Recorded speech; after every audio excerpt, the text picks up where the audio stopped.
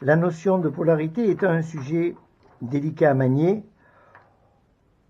on suppose que vous avez lu le volume 1, aussi indigeste soit-il, et particulièrement le volume 2 où on aborde cette question de polarité de manière un peu plus fine. Les objets à polarité, on les retrouve dans deux groupes différents, les groupes 4 et 6, et uniquement dans ces groupes-là.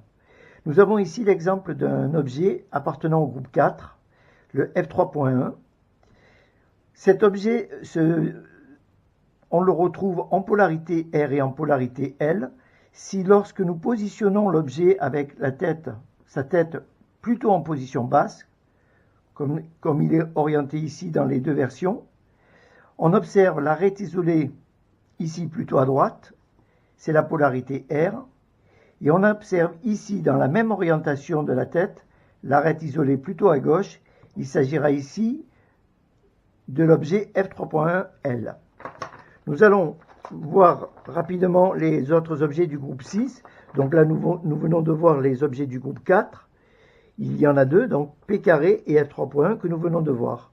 Dans le groupe 6, nous retrouvons deux objets un peu particuliers, le F3.1 et F3.2, F3.3, F3.2 et F3.1, que nous considérons comme deux objets identiques, mais à polarité inverse. Et on insistera surtout sur ce côté un petit peu technique dans le volume 2. Dans le volume 1, on les distingue clairement. Dans le volume 2, on ne les distingue plus. Nous voyons ici l'objet F4.2, également un objet à polarité, et l'objet F5.1. Observons précisément l'objet F4.2. Nous avons ici cet objet dans ces deux polarités. Si nous positionnons l'objet avec sa tête plutôt en bas, on observe que la queue de l'objet est orientée à droite. Observez que le même objet, il s'agit du même objet, mais lorsque sa tête est orientée plutôt en bas, la queue de l'objet pointe vers la gauche. Donc s'il s'agit bien des deux mêmes objets a priori, et surtout si on les observe rapidement, on peut les confondre, ce sont deux objets différents. Donc celui-ci c'est le F4.2R et celui-ci c'est le F4.2L. Et on va retrouver ces deux objets tout à l'heure lorsque nous allons aborder la question des compositions et comment maîtriser les fragments, enfin les orientations plutôt, c'est-à-dire anticiper l'orientation. Est-ce qu'on veut plutôt une orientation R ou est-ce qu'on veut plutôt une orientation L? Cette notion, elle se maîtrise parfaitement par la composition. Nous allons montrer cela tout à l'heure. Le couple F3.1.2 et F3.2.1 fait l'objet d'un traitement un peu particulier. Structurellement, ces deux objets ne sont pas exactement les mêmes. Ici, pour le F3.1.2, et c'est d'ailleurs par ce principe que l'objet a été nommé, l'arrangement des groupes d'arêtes est différent. Ici, nous avons un trio d'arêtes, une arête isolée, une paire d'arêtes. Si nous le lisons dans le sens antihoraire, nous avons 3.1.2.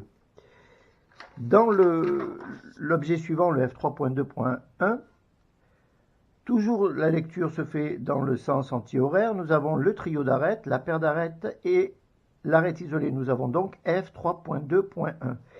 C'est donc deux objets qui ne sont pas rigoureusement identiques. Contrairement aux objets à polarité, le F4.2, nous avons notre quatuor d'arêtes, un coin, une paire. S'agissant du F4.2L, si on prend le F4.2R, nous avons toujours notre quatuor d'arêtes, un coin, une paire. Il en est de même pour le F3.1. Nous avons le trio d'arêtes, un coin qui le sépare de l'arête isolée. Si on prend alors ici, il s'agit du F3.1L. Si on prend le F3.1R, on triche un petit peu, on a retourné le square one. Ces deux objets sont exactement de même polarité, mais en retournant le square one, on inverse la polarité. Mais ça va très bien pour l'explication que nous tentons de faire. On a bien le trio d'arêtes, un coin qui sépare l'arête isolée. c'est pas exactement comme ça que fonctionne le f3.1.2. On ne retrouve pas le même schéma dans les deux objets. Et pourtant, en opération, ces deux objets fonctionnent de manière rigoureusement identique. Et c'est pourquoi nous avons choisi dans le volume 2 de les regrouper sous une même appellation, le f3.m.n, et les considérer un petit peu, sans doute à tort, comme des objets à polarité. Dans le volume 2, dans la partie opération, s'agissant du groupe 6, puisque ces objets sont issus du groupe 6, on observe que nous avons regroupé le f3.1.2 flèche et f3.2.1 flèche. Pour autant, s'il s'agit bien de deux objets différents, et donc deux couples manifestement différents, leur résolution se fera de manière rigoureusement identique, c'est-à-dire en réalisant les mêmes opérations de composition avec les mêmes fragments, c'est-à-dire HD shield de 2 en up à gauche de l'action slash, 3 corps en down à droite de l'action slash, c'est là le fragment remontant, H square en down à gauche de l'action slash, et H square en up, fragment descendant à droite de l'action slash. Et que nous ayons le f3.1.2 ou le f3.2.1, les opérations seront rigoureusement identiques. Voilà pourquoi nous considérons ces deux objets comme les mêmes objets et que nous les avons appelés et considérés comme des objets à polarité.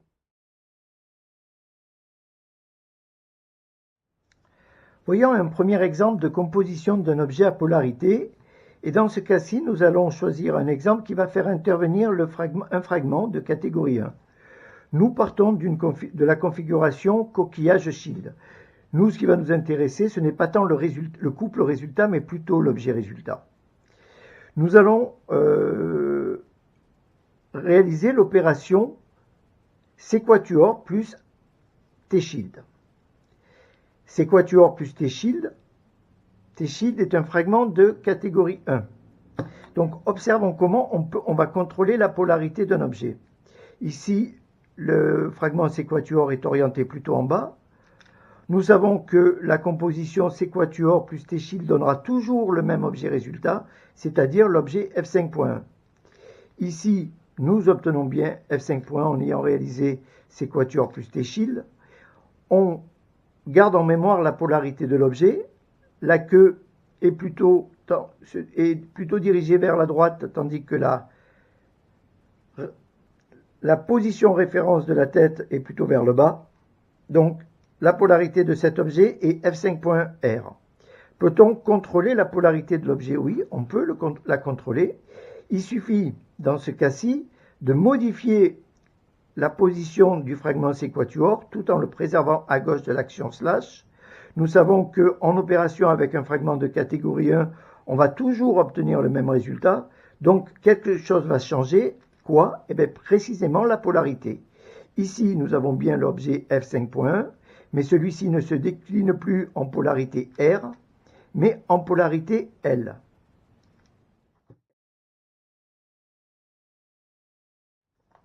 Voyons à présent, à partir du même exemple, l'opération de composition, mais cette fois-ci ne faisant intervenir aucun fragment de catégorie 1.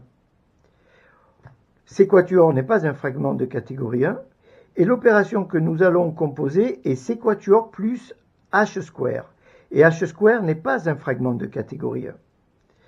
Nous positionnons notre fragment séquatuor dans cette orientation, donc tête plutôt en haut, et nous réalisons l'opération séquatuor plus H square. On observe que nous obtenons le fragment, l'objet f5.1. Et cet objet est en polarité R. Nous allons procéder comme tout à l'heure, c'est-à-dire modifier l'orientation du fragment séquatuor et réaliser la même opération séquatuor plus H square. Et observons ce qui se passe. Et là, nous n'obtenons pas l'objet f5.1, mais l'objet f4.1.1. Pourquoi nous n'avons pas obtenu le même objet? Tout simplement parce que les deux arguments de l'opération séquatuor et H square n'étant pas des fragments de catégorie 1, on obtient deux résultats différents selon l'orientation d'un fragment ou l'autre. Mais on peut tout à fait obtenir, donc nous, dans l'idée ici, c'est d'avoir un contrôle sur la polarité. Donc, ce qu'il convient de faire, c'est que, puisque nous avons modifié l'orientation du fragment séquatuor, sa position, de plutôt en haut vers plutôt en bas, pour préserver une certaine équivalence, une certaine égalité, nous allons également inverser la position du fragment séquatuor. Et dans cet objet, nous observons que le fragment H², pardonnez-moi, on observe que le fragment H² est présent à gauche et à droite de l'action slash dans une certaine symétrie. Ce qui signifie que si nous nous réalisons ce mouvement de 180 degrés, nous réalisons toujours l'opération séquatuor plus H². Ainsi, cette fois-ci, nous retrouvons notre objet F5.1, mais contrairement à tout à l'heure, nous le retrouvons en version L, c'est-à-dire qu'il s'agit là du F5.1 L, quand tout à l'heure il avait été décliné en F5.1 R. Donc quand il s'agit de contrôler la polarité d'un objet, celle-ci est tout à fait possible. Il faut également savoir un petit peu la composition. Est-ce qu'elle va faire intervenir un fragment de catégorie 1 ou est-ce qu'elle ne va pas faire intervenir un fragment de catégorie 1? Si elle fait intervenir un fragment de catégorie 1, il suffira de modifier l'orientation du fragment qui offre une double orientation tout en se préservant dans sa même position à gauche du slash. On a vu que certains fragments, comme 2,2C ou HD Shield, ne permettent pas de préserver leur position à droite ou à gauche du slash dès lors qu'on tente de modifier leur position plutôt en haut, plutôt en bas.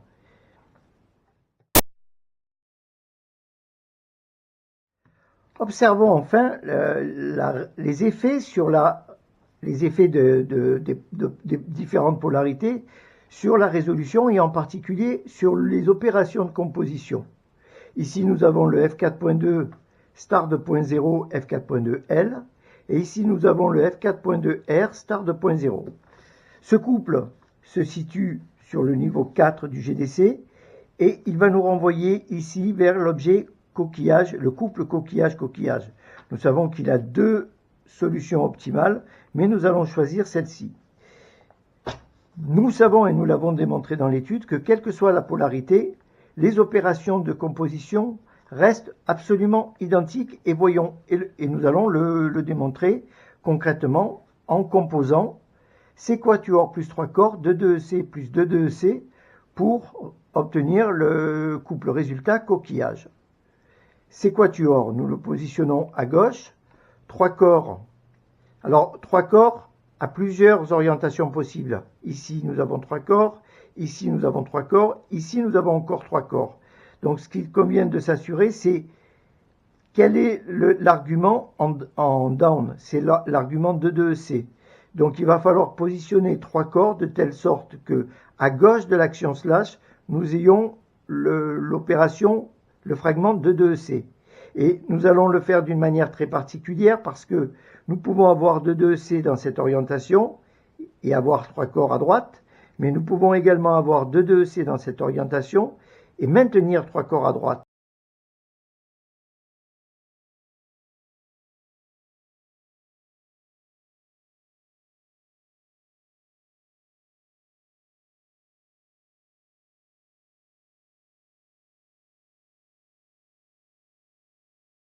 Or, l'opération de composition en down, c'est 2,2C plus 2,2C.